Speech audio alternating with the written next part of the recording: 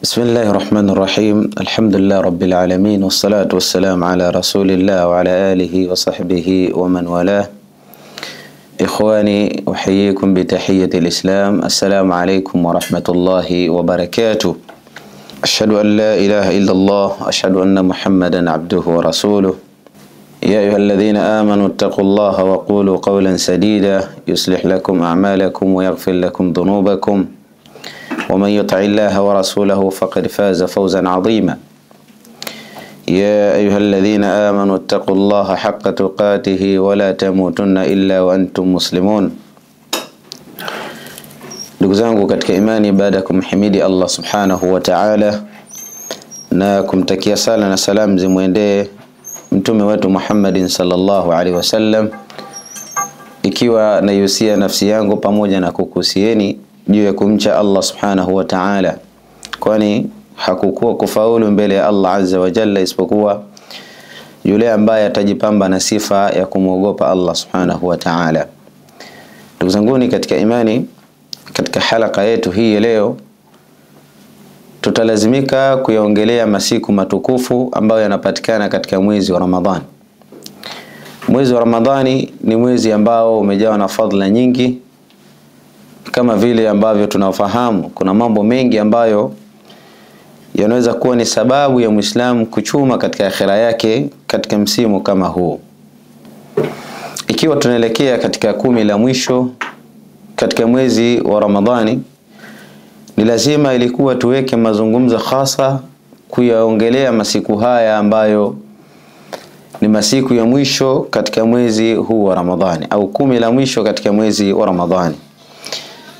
Ikhwa, ndugu zangu katika imani, ni dhahiri kwamba katika umri ambao Muislamu anajaliwa katika maisha yake, kuna masiku ambayo ni bora kwake yeye kwa ajili ya kunufaika nayo. Miongoni mwa masiku hayo ni masiku 10 ya mwisho au 10 la mwisho katika mwezi wa Ramadhani. Muislamu anatakiwa kujipinda, ajikaze, afanye ibada kisawasawa ili aweze kuvuna malipo ambayo ni mengi na makubwa kwa ajili ya nafsi yake. Katika kipindi chetu cha leo tutaangalia kaifa kana Rasul sallallahu alayhi wasallam yaqdi hayatahu fi al-ashr al-awakhir min Ramadhana. Tutaangalia namna gani alivyokuwa Mtume alayhi salatu wasalam anamaliza masiku haya 10 au anaendea masiku haya 10 katika uhai wake, masiku haya 10 katika mwezi wa Ramadhani. Tuelewe kwamba hakuna kiigizo ambacho ni bora kwa Waislamu isipokuwa Mtume alayhi salatu wasalam. Katika kila nyanja, katika maisha, katika ibada, kiigizo chetu ni bwana Mtume alayhi salatu wasalam. Anasema Allah subhanahu wa ta'ala, laqad kana lakum fi rasulillahi uswatun hasana. Hakika ninyi Waislamu imekuwa kwenu ninyi kwa mtume huyu Muhammadin sallallahu alaihi wasallam inatosha kwamba ni kiigizo bora kwenu ninyi. Kwa hivyo lazima tuangalie kwamba Mtume alayhi salatu wasalam alikuwa anamaliza vipi masiku haya 10 ili nasi tupate sehemu ya kuiga katika ibada zetu. Anapokea mama yetu Aisha radhiallahu anha kutuhadithia maisha ya Mtume alayhi salatu wasalam yalikuwaje katika Ramadhani, hasa katika masiku 10 ya mwisho, ili tunapoendea masiku haya tuangalie sisi ni kipi cha kufanya, ni kipi cha kujipinda nacho ili tuweze kuwa ni wenye kunufaika na masiku haya. Tuelewe kwamba alayhi salatu wasalam kana yajtahidu fi al-ashr al-awakhir min Ramadhana ma la yajtahidu fi ghayrihi. Mtume alayhi salatu wasalam katika masiku 10 ya mwisho wa mwezi wa Ramadhani alikuwa na jitihada kubwa mno, jitihada ambazo alikuwa hajitahidi kiasi hicho katika 10 mengine. Yani Mtume alayhi salatu wasalam katika 10 la kwanza na la pili alikuwa anachanganya katika maisha yake ibada, lakini pia na kupata muda wa kulala. Lakini katika 10 hili la mwisho alayhi salatu wasalam alikuwa anaishi tofauti kabisa na masiku mengine katika mwezi wa Ramadhani. Miongoni mwa maisha ambayo alikuwa anaishi nayo alayhi salatu wassalam ilikuwa ni kathratul i'tikaf. Alikuwa ni mwingi wa kukesha msikitini, ni mwingi wa kulazimiana na msikiti, i'tikaf. Alikuwa anafanya alayhi salatu wassalam katika 10 hili la mwisho. Haithu kana yuqidhu ahla, pale ambapo alayhi salatu wassalam alikuwa anaamsha ahli zake, familia yake. Wayuhyi layla, na anaamka katika usiku wake kwa ajili ya ibada. Yani anaamka usiku wake anahuisha katika kumwabudu Allah subhanahu wa ta'ala. Lakini alikuwa akiamsha pia familia yake katika 10 hili la mwisho kwa ajili ya watu kusimama na kufanya ibada katika mwezi huu wa Ramadhani katika 10 la mwisho. Hadithi ambayo imepokea mama yetu Aisha radhiyallahu anha wa radhaha, anasema kana Rasulullah sallallahu alayhi wasallam yujawiru fi al-ashr al-awakhir min Ramadhana wa yaqulu taharraw laylat al-qadri fi al-ashr al-awakhir min Ramadhana, muttafaqun alayh. Yalikuwa maisha mtume alayhi salatu wassalam katika 10 hili la mwisho, kana yujawiru masjidahu alayhi salatu wassalam, wal mujawara huna ay al-mulazama. Alikuwa mtume alayhi salatu wassalam analazimiana na msikiti wake katika 10 hili la mwisho. Anaamka kwa ajili ya kulazimiana na msikiti wake, kuweka muda baina yake na Allah subhanahu wa ta'ala, kuwa ni mu'takifan, kuwa ni mwenye kufanya i'tikaf katika 10 hili la mwisho. Kana yujawiru fi al-ashr al-awakhir min Ramadhana, alayhi salatu wassalam alikuwa analazimiana na msikiti kwa ajili ya ibada katika 10 hili la mwisho.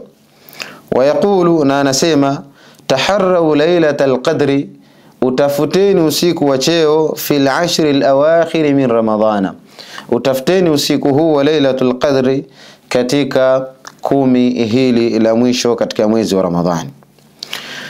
Wa anha radhiyallahu anha aidan, hadithi nyingine ambayo inatuonyesha maisha gani alikuwa anaishi mtume alayhi salatu wassalam katika mwezi wa Ramadhani, hasa katika 10 la mwisho.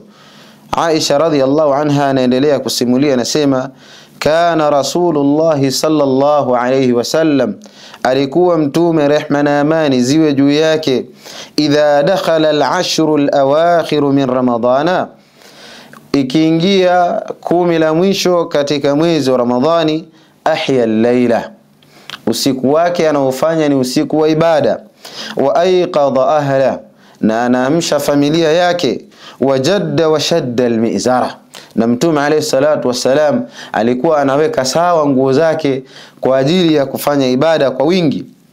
Na hii ni kinaya ambayo imetumika kuonesha hali ya mtume alayhi salatu wassalam, haithu ahya layla, alikuwa akihuisha usiku wake, ay asharahu, alikuwa anakesha katika usiku huo, wa ahyaha bitaa, na anahuisha usiku huo kwa ajili ya kumtii Allah subhanahu wa ta'ala.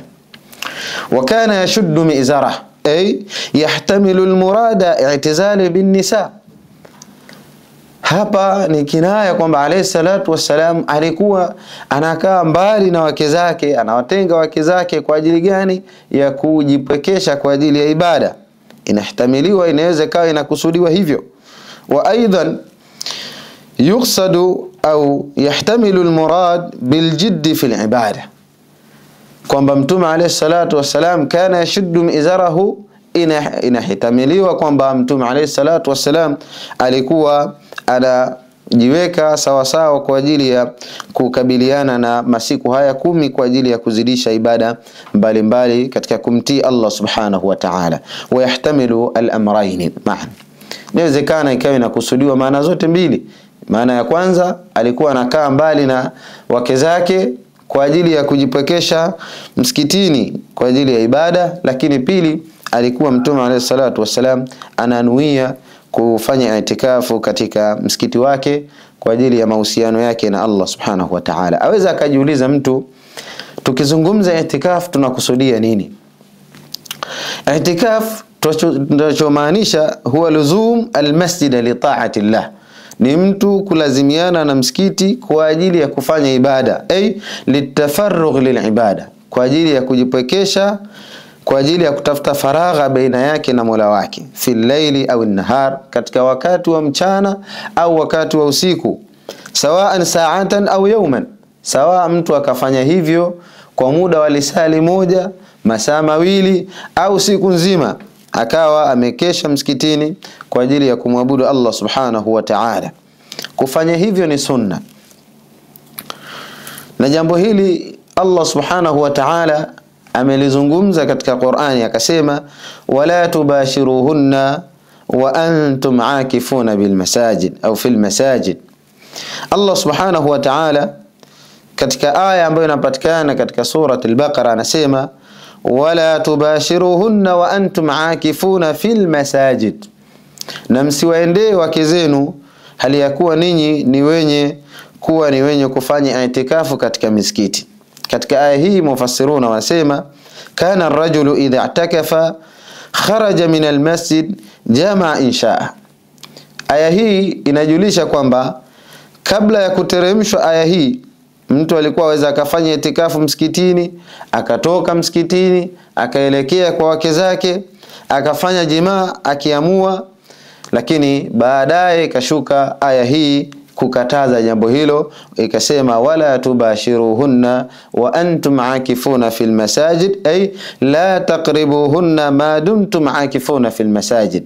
Ukiamua kufanya itikaf hata kama ni lisali moja siku nzima, basi wewe Muislamu unapaswa kutokuendea wake zako au kutokumwendea mke wako.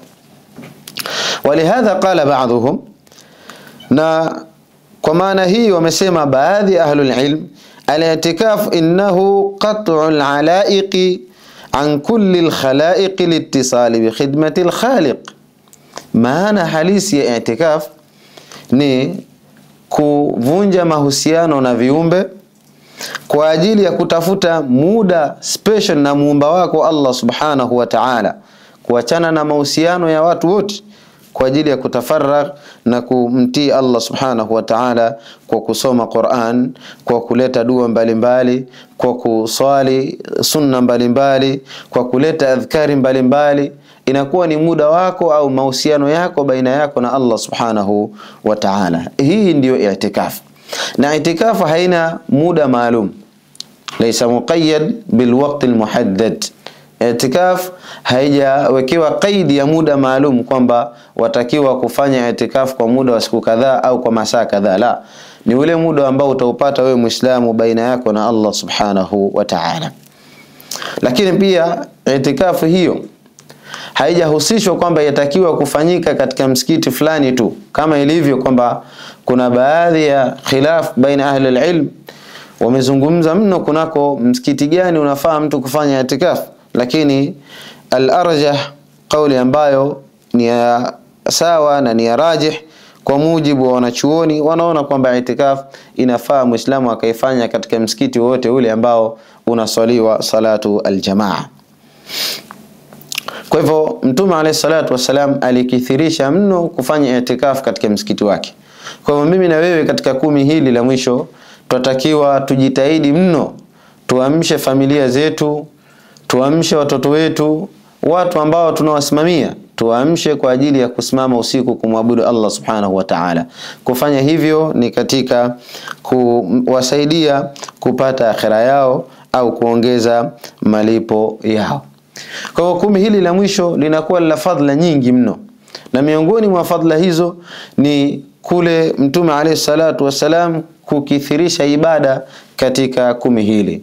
Kwa hivyo Muislamu anatakiwa kutofautisha kwamba 10 la kwanza alikuwa akifanya ibada kiasi gani, 10 la pili alikuwa anafanya ibada kiasi gani, na 10 la tatu Muislamu anatakiwa kupambana mno na nafsi yake, kuzidisha mno ibada kwa ajili ya nafsi yake, kwa sababu kadri mtu anavyofanya ibada ndo vile ambavyo anasibiwa na malal na uchovu. Lakini angalia fadhila ya 10 hili la mwisho, ndio 10 ambalo watakiwa uchovu uweke pembeni kwa ajili ya kujikaza kufanya ibada mbalimbali, kupata muda na Allah subhanahu wa ta'ala. Hivi ndivyo ambavyo alikuwa Mtume alayhi as-salatu wassalam akifanya. Lakini katika 10 hili kumi hili kunapatikana usiku ambao ni Lailatul Qadr, usiku ambao tuufahamu wengi katika Waislamu, Lailatul Qadr, lakini yawezekana hatufahamu ubora wa kupata siku hii, siku ambayo Allah subhanahu wa ta'ala anasema khairun min alfi shahrin. Kufanya ibada katika usiku huo ni bora kuliko kufanya ibada katika siku au miezi 1000. Kuonesha kwamba kuna siku ambayo ni dhahabu katika umri wa mtu katika kumi hili la mwisho la mwezi wa Ramadhani. Na Mtume alayhi salatu wasalam alihusia masahaba na akahusia umma kwamba taharrau lailatul qadr fil ashr al awakhir min Ramadhana, utafteni usiku wa cheo, usiku wa lailatul qadr fil ashr al awakhir min Ramadhan, katika masiku 10 ndani ya mwezi wa Ramadhani. Siku ya Lailatul Qadr, kwanza kwa nini imeitwa Lailatul Qadr? Ni muhimu tukafahamu siku hii. Kwa nini Lailatul Qadr? Na kwa nini ikawa ni bora kuliko masiku au kuliko miezi 1000? Kuna tukio gani? Nini ambacho kina upa ubora usiku huu? Tukianza na sehemu ya kwanza katika kuiongelea siku hii, tuangalie taarifu yake, kuifahamu kwa nini imeitwa Lailatul Qadr. Limadha sumiyat bilailatul qadr? Kwa nini imeitwa ni Lailatul Qadr? Wanawachuoni wamezungumza sababu mbalimbali kwamba Lailatul Qadr, usiku wa cheo, sumiyat bidhalik. Sababu ya kwanza ambayo imepelekea kuitwa usiku huo kwa jina hili, Allah azza wa jalla yuqaddiru fiha ma yasha'u min al-awamir fi sanati al-qabila. Kwa sababu ndani ya usiku huu wa cheo, usiku wa Lailatul Qadr, Allah subhanahu wa ta'ala anakuwa ni mwenye kupangilia katika usiku huo makadira sana, makadirio ya mwaka ujao, yani kadari za mwaka ujao na mpangilio, matukio gani yatakutokea katika mwaka ujao yanapangiliwa katika usiku wa Lailatul Qadr. Kwa hiyo inatosha kwamba usiku wa Lailatul Qadr ni usiku wa cheo, kwa sababu Allah subhanahu wa ta'ala ndipo anavokadiria matukio na mambo katika mwaka unaokuja. Wayadullu dhalika qawluhu ta'ala, na hilo linasapotiwa kwa kauli ya Allah subhanahu wa ta'ala inayosema fiha yufraqu kullu amrin hakim. Katika usiku huo Allah subhanahu wa ta'ala yufraqu kullu amrin hakim, katika usiku huo kunapangiliwa kila jambo ambalo Allah subhanahu wa ta'ala amekusudia litokee katika mwaka unaokuja. Hii ni sababu ya kwanza ambayo imepelekea usiku huu kuwa ni usiku wa cheo na ukaitwa Lailatul Qadr, kwa sababu ndani yake kunakuwa na makadirio ya sana alqabila. Thaniyan, sababu ya pili ambayo imepelekea usiku huu kuitwa kwa jina hili na kupewa cheo kikubwa kiasi hicho, liannaha al-a'mal fiha au at-ta'at fiha laha qadran 'aziman wa thawaban jazila.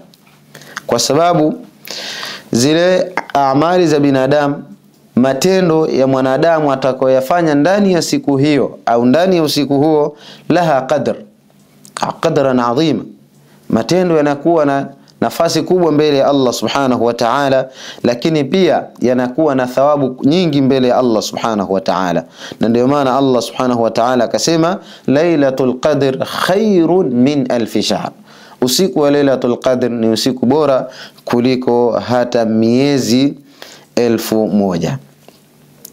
Wasumiyat bidhalika aidan, na sababu ya tatu iliyopelekea kuitwa jina hilo, mimma qila, kwamba katika usiku huo kumeteremshwa Qur'an.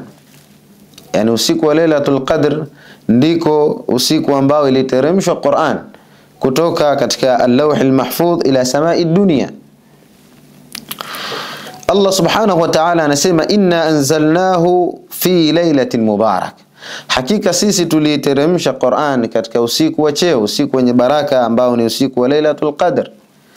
Hapa mufassiruna wakawa na maneno ya kusema, minhum Ibn Kathir rahmatullahi alayhi Ibn Kathir anahadithia anasema المقصود بالليلة المباركة هي ليلة القدر. Qur'ani literemshwa katika usiku wa Lailatul Qadr. Wa hiya min shahri Ramadan, ambao usiku unapatikana katika mwezi wa Ramadhan. Qala Allah subhanahu shahru Ramadan alladhi unzila fihi alquran. Mwezi wa Ramadhani ndiyo mwezi ambao iliteremshwa Qur'an. Kwa hivyo Qur'ani hii iliteremshwa katika mwezi wa Ramadhan. Siku gani? Katika usiku wa Lailatul Qadr. قال ابن عباس رضي الله عنه وغيره أنزل الله القرآن جملة واحدة من اللوح المحفوظ إلى بيت العزة من السماء الدنيا، ثم نزل مفصلا بحسب الوقائع في 23 سنة على رسول الله صلى الله عليه وسلم. ابن عباس وغيره anasema kwamba Allah subhanahu wa ta'ala ameteremsha Qur'an katika mwezi wa Ramadhan katika usiku wa Lailatul Qadr, kutoka katika Lawhil Mahfudh mpaka katika Baitul Izza ambayo inapatikana katika mbingu hii ya mwanzo, mbingu ya dunia.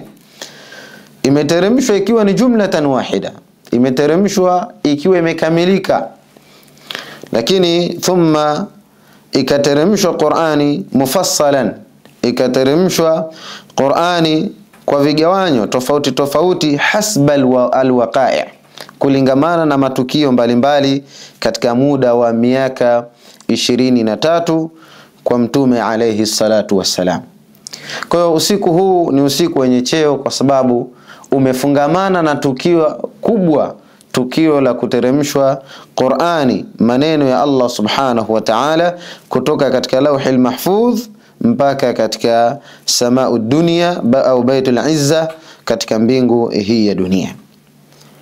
Kwa hivyo Muislam atakiwa kufahamu kwa nini imeitwa Lailatul Qadr na kwa nini imepewa fadhila na cheo kikubwa kiasi hicho.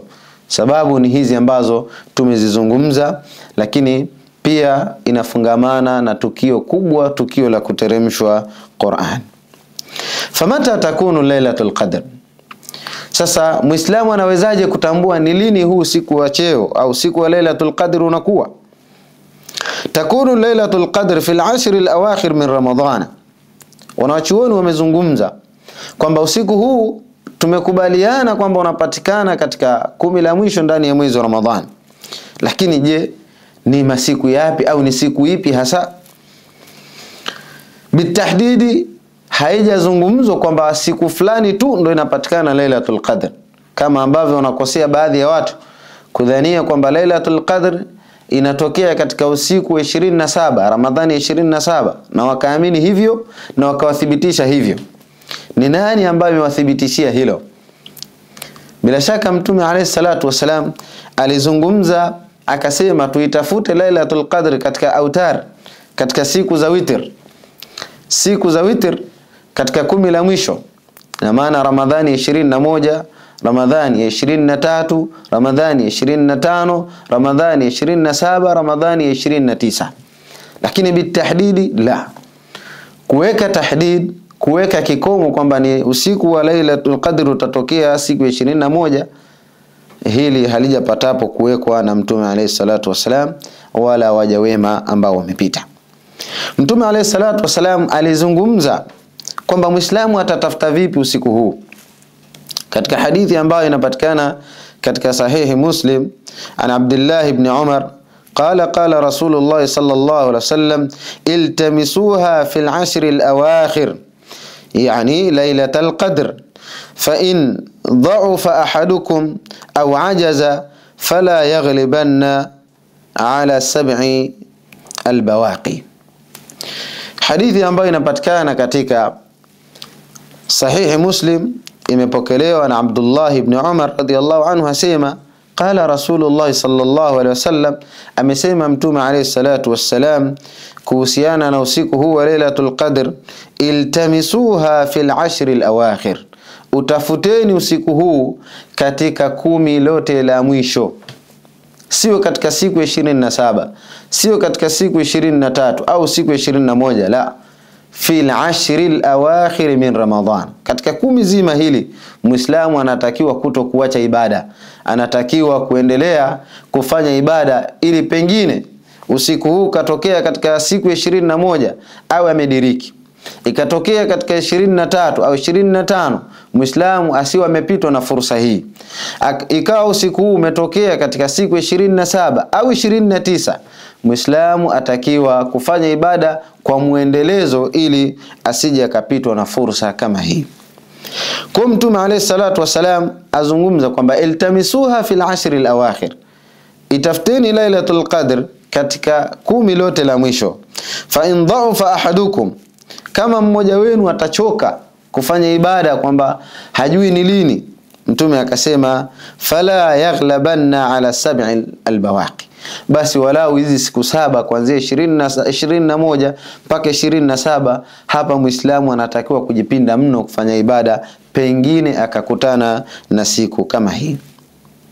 Lakini katika kumalizia pia, namna gani anatakiwa kutafuta Muislamu usiku wa Lailatul Qadr, hadithi nyingine ambayo imeipokea mama yetu Aisha radhiyallahu anha, qalat, anasema mama yetu Aisha radhiyallahu anha, kunako Muislamu ambaye atadiriki usiku huu au ataamua kutafuta usiku huu, ni kipi akiseme na ni kipi ambacho ni muhimu zaidi yeye kukitamka katika kutafuta usiku wa Lailatul Qadr. Mama yetu Aisha anasema, qultu, nilisema, ay ya Rasulullah, nilisema kumwambia Mtume wa Allah, rehma na amani juu yake, araaita in wafaqtu Lailatul Qadr bima ad'u, ewe Mtume wa Allah, waonaje kwamba nikadiriki mimi usiku wa Lailatul Qadr, bima ad'u, ni dua gani niilete, ni maneno gani niyaseme ambayo yataninufaisha zaidi katika usiku huu wa Lailatul Qadr? Qala alayhi salatu wassalam, Mtume alayhi salatu wassalam akamwambia, quli, sema, Allahumma innaka afuwun tuhibbul afwa fa'fu anni. Kwa Muislamu ambaye atadiriki Lailatul Qadr, ataamua kuitafuta siku hii Lailatul Qadr, kwamba kipi ambacho ni bora yeye kukisema, kipi au dhikri gani, dua gani ambayo inapendeza Muislamu huyu kuitamka, ni hii ambayo aliuliza mama yetu Aisha kumuuliza Mtume, bima ad'u, kwa kipi niombe ewe Mtume wa Allah? Mtume akasema, quli, sema, Allahumma innaka afuwun tuhibbul afwa fa'fu anni, ewe Allah, hakika wewe ni mwingi wa kusamehe, lakini pia unapenda kusamehe waja wako, fa'fu anni, nisamehe mimi ewe Allah makosa yangu ambayo nimeyafanya. Kwa hivyo Muislam anatakiwa katika kutafuta usiku wa Lailatul Qadr na katika kujipinda kwake na ibada katika 10 hili la mwisho, maneno ambayo anatakiwa kuyakithirisha kuyasema ni maneno haya, Allahumma innaka afuwun tuhibbul afwa fa'fu anni. Anatakiwa kukithirisha mno kuyasema maneno haya, kwani ndio ambayo ameyafundisha Mtume alayhi salatu wassalam katika kutafuta usiku wa Lailatul Qadr. Kwa hivyo Uislamu niwahusie katika kupambana na nihusie nafsi yangu katika kujitahidi katika kuitafuta Lailatul Qadr, kwani ukiipata Lailatul Qadr unakuwa umefanya ibada kubwa mno na unakuwa umepata fursa adhimu mno katika umri wako, namna gani utamwabudu Allah subhanahu wa ta'ala. Tumuombe Allah subhanahu wa ta'ala tujalie tuwe ni wenye kuidiriki Lailatul Qadr, lakini atujalie tuwe ni wale ambao qumna Lailatul Qadr imanan wa ihtisaban, tukawa tumeghufiriwa madhambi yetu na Allah subhanahu wa ta'ala.